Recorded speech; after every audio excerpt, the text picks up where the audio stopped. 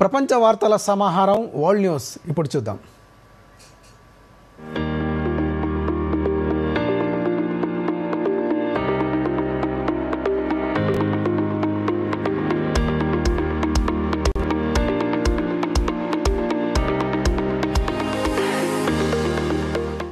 America అధ్యక్షుడు Trump, New York mayor మమ్దానీలు ఎట్టకేలకు తొలిసారిగా శ్వేతసౌధంలో శుక్రవారం సమావేశమయ్యారు. తమ మధ్య ఫలప్రదమైన చర్చలు జరిగాయంటూ చెప్పుకొచ్చారు. న్యూయార్క్ నగర సమస్యలపై ఇద్దరికీ ఒకే దృక్పథం కనిపించిందని వారు పేర్కొన్నారు. మేయర్గా మమ్దానీ రాణించాలని కోరుకుంటున్నట్లు ట్రంప్ పేర్కొనగా, తనతో సమావేశమైనందుకు ట్రంప్నకు మమ్దానీ కృతజ్ఞతలు తెలిపారు. జోహాన్నెస్బర్గ్లో జరుగుతున్న G20 శిఖరాగ్ర సదస్సు సందర్భంగా ప్రధాని నరేంద్ర మోదీ, ఐరాస secretary general Antonio Guterres, Britain ప్రధాని కీర్ స్టార్మర్, ఆస్ట్రేలియా ప్రధాని ఆంథోనీ అల్బనీస్, కెనడా ప్రధాని మార్క్ కార్నెలతో ద్వైపాక్షిక భేటీలు నిర్వహించారు. ఆస్ట్రేలియా, కెనడా, భారత్ మధ్య సాంకేతికత, నవకల్పనల భాగస్వామ్యం ఒప్పందం కుదిరింది. కృత్రిమ మేధ ద్వారా పౌరుల జీవన ప్రమాణాలు మెరుగుపరిచే అవకాశాలను పరిశీలించేందుకు 3 దేశాలు అంగీకరించాయి. ఫ్రాన్స్, దక్షిణ కొరియా, బ్రెజిల్ నేతలతోనూ మోదీ చర్చలు జరిపారు.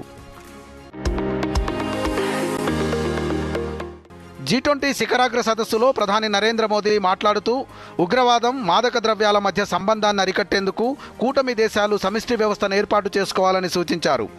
అత్యవసర ఆరోగ్య పరిస్థితులకు స్పందించే ప్రపంచ బృందం రూపొందించాలని ఆకాంక్షించారు. సమ్మిళిత సుస్థిర ఆర్థికాభివృద్ధి అంశంపై మాట్లాడిన మోదీ, పర్యావరణ సమతుల్యత, సాంస్కృతిక ఉన్నతి, సామాజిక ఉన్నతికి ప్రపంచ సాంప్రదాయ విజ్ఞాన నిధి ఏర్పాటు అవసరమని చెప్పారు. పునర్వినియోగం, శుద్ధ ఇంధనం, సుస్థిరతలకు భారత్ పూర్తిగా కట్టుబడి ఉందని తెలిపారు.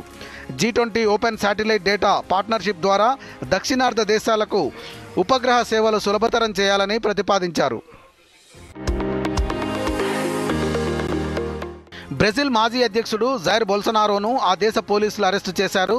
రాజధాని బ్రెజిలియాలో శనివారం ఉదయం ఆయన ఇంట్లో అదుపులోకి తీసుకొని పోలీస్ ఫోర్స్ హెడ్ క్వార్టర్స్కు తరలించారు. తిరుగుబాటుకు కుట్ర పన్నారన్న కేసులో ఆయన్ని అరెస్టు చేశారు. ఈ కేసులో ఆయనకు ఇదివరకే 27 ఏళ్ల జైలు శిక్ష పడింది. మరికొన్ని రోజుల్లోనే ఆయన జైలుకు వెళ్లాల్సి ఉంది. సుప్రీంకోర్టు ఆదేశాల మేరకు పోలీసులు ముందుగానే ఆయన్ని అరెస్టు చేశారు. బొల్సనారో 2019 నుంచి 2022 వరకు బ్రెజిల్ అధ్యక్షుడిగా పనిచేశారు.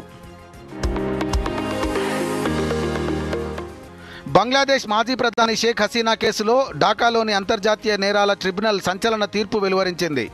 మానవత్వానికి వ్యతిరేకంగా నేరాలకు పాల్పడ్డారన్న కేసులో షేక్ హసీనాకు మరణశిక్ష విధించింది.